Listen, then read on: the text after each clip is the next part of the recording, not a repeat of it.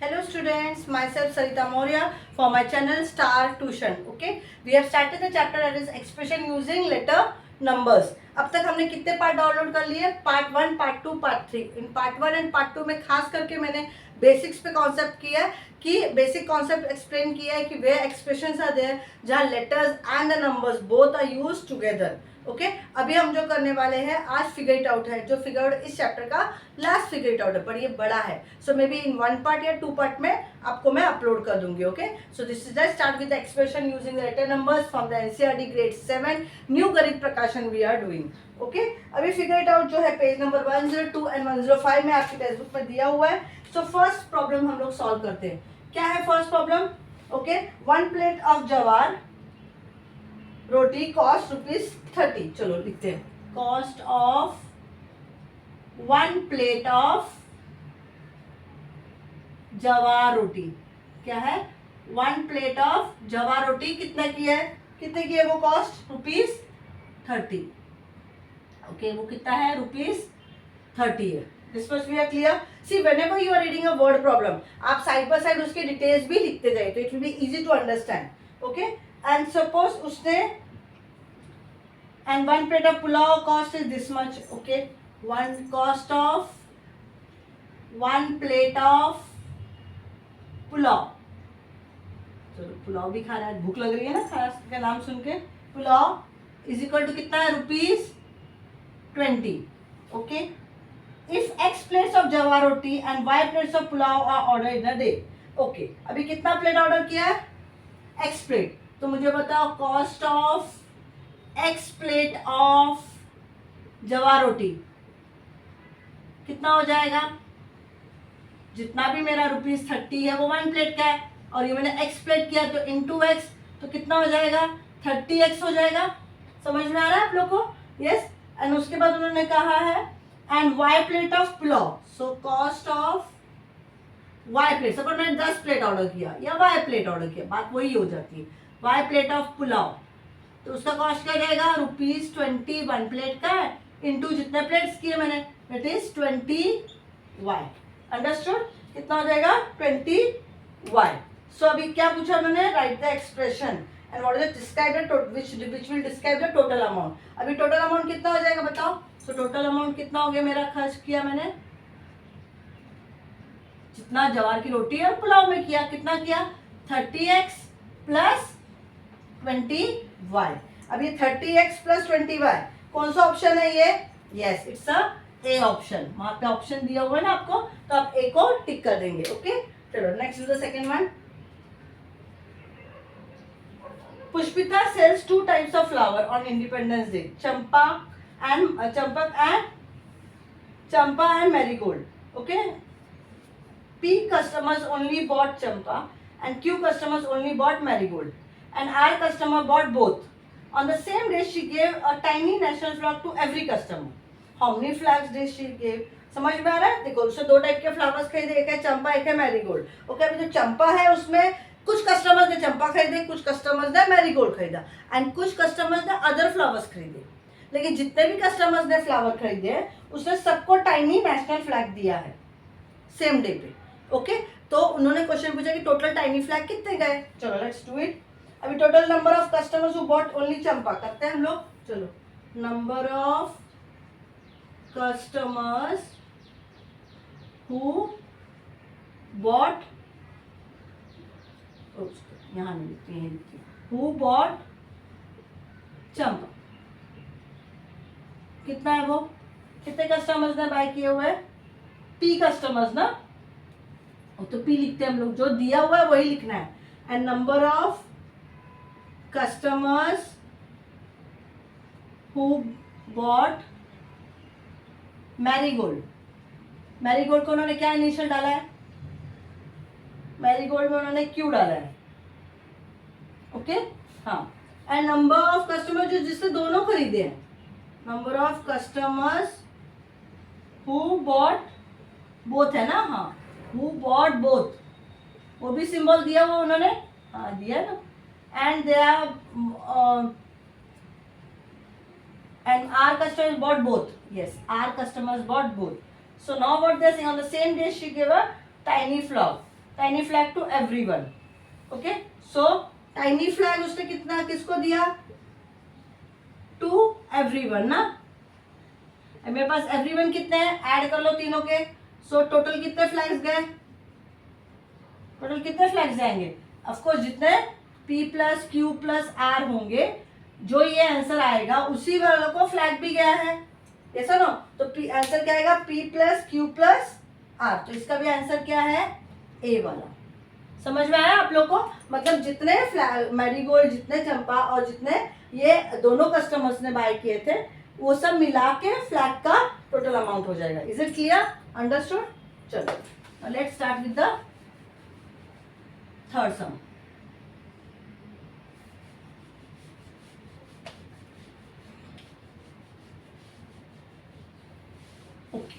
Let's start with the third sum. Third sum क्या बोल रहा है? A snail is trying to climb along the wall of a deep well. Okay. During the day it climbs. During the day it climbs how much? I'll just read it here. Okay. During the day it climbs up u centimeter, and during the night it slips down d centimeter. This happens for 10 days and 10 nights. Write the expression describing how far the snail is from its starting position. And what can we say about the snail's movement if d is greater than u? Okay, चलो पहले लिखते हैं during the day. Third सम करते हैं. during the, see I'm just writing the details which is given in your textbook में. तो क्या है? during the day the snail climb. कितना है? during the day कितना climb किया? climb up उन्होंने दिया उसका initial. yes, u centimetre. is it clear? And during the night क्या हुआ है? the snail slips down. the snail slip down. वो कितना सेंटीमीटर दिया है उन्होंने? d centimetre. मैंने पहले भी ऐसा कुछ सम किया हुआ है, I remember. So distance covered in one day कितना हो जाएगा बताओ?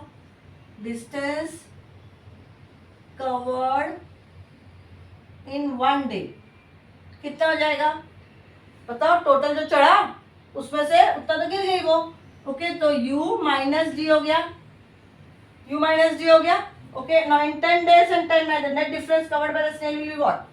So in 10 days and 10 night, रोज ऐसी रात को हुआ होगा, रोज गिर रही होगी. रोज दिन में वो चढ़ रहा होगा, रोज दिन में वो गिर जा रही होगी.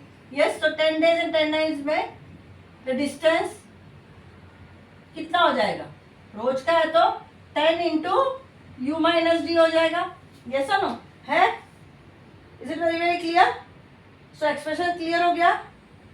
क्या एक्सप्रेशन आएगा? 10 minus you minus D centimetre. ये फर्स्ट पार्ट हो गया. सेकेंड पार्ट उन्होंने क्या बोला है? अगर d is greater than u, अभी d अगर बड़ा है मतलब क्या है? ये अगर बड़ा है, उन्होंने बोला d is bigger than u, तो मतलब इसका मतलब क्या हो रहा है? d अगर बिगर देन u है मतलब वो ज्यादा गिर रही है एज कंपेयर टू चढ़ने के. So this means snail is slipping down more as compared to climbing up. Understood? सिर्फ इतना ही उन्होंने पूछा, उनको एक्सप्रेशन तो बनाने को बोला नहीं है. सिर्फ एक्सप्रेशन मतलब एक्सप्लेनेशन मांगा है एक्सप्रेशन का. ओके, चलो let's do the fourth one. Radha is preparing for cycling race. Okay, चलो Radha is preparing for cycling race. ये थोड़ा सा बड़ा है, तो आई जस्ट रब दिस, नहीं तो कंफ्यूजन हो जाएगा नीचे. तब तक you just read the question what it is given. वो साइकिलिंग रेस के लिए राधा इज प्रिपेयरिंग. ओके, उसके बाद Radha is preparing for cycling race and practice daily. The first week she climbs 5 kilometer per day. Okay, चलो लिखते हैं. In detail लिखते हैं. कौन सा क्वेश्चन नंबर है? 4. In first week she Radha ही लिखूं. Okay, in first week Radha cycles कितना? 5 kilometre. Okay, 5 kilometre every day तो क्लियर हो गया. Okay, and practice daily. The first week she cycles 5 km every day. Every week she increases the daily distance cycle by z kilometre. मतलब क्या था उसका, first week में वो 5 kilometre every day कर रही थी.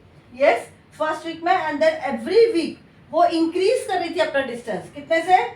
z किलोमीटर से वो इंक्रीज कर रही थी. तो 7 डेज में कितना हो जाएगा? इन फर्स्ट वीक में तो ये था. So the distance cycled by Radha in a week, in 1 week, in a 1 week कितना हो जाएगा? डेली से था 7 into 5 kilometre, that is equal to कितना हो गया? 35 किलोमीटर डेली का. वीकली हो गया वो. ओके, द फर्स्ट वीक हो गया इन 1 वीक, या you can say first week, I should say. Okay, so first week में कितना हो गया? 35 किलोमीटर हो गया. अभी सेकेंड वीक में क्या कर रही है वो? इन सेकेंड वीक, चलो स्टेप बाय स्टेप लिखते हैं. सेकेंड वीक में क्या किया उसने? राधा साइकिल कितना राधा ने साइकिल किया बताओ? डेली वो कितना कर रही थी? डेली वो 5 कर रही थी ना. 5 प्लस अभी उसने z इंक्रीज कर दिया, z kilometre. Okay, 5 plus z kilometre every day कर रही थी सेकेंड वीक में भी. Is it very very clear?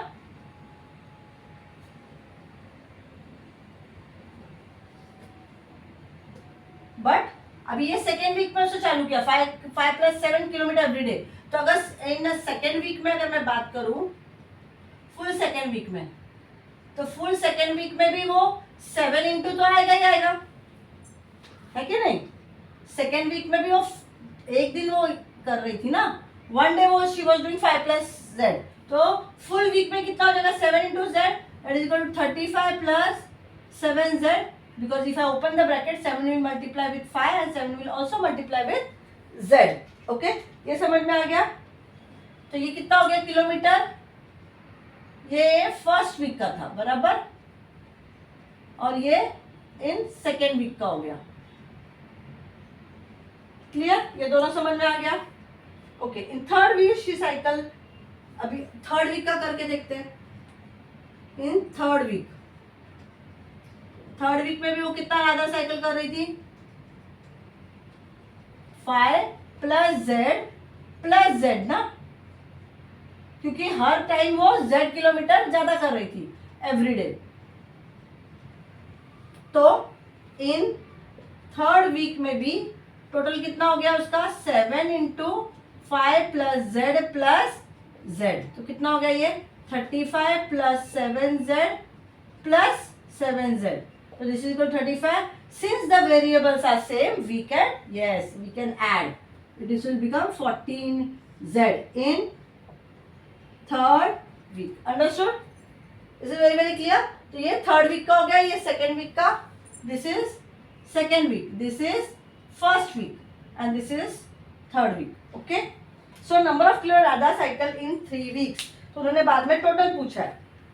So total distance Radha cycle कितना हो जाएगा? 35, ये तो रहेगा ही रहेगा, प्लस 35 प्लस 7z, ये सेकेंड वीक का था, प्लस 35 प्लस 14z.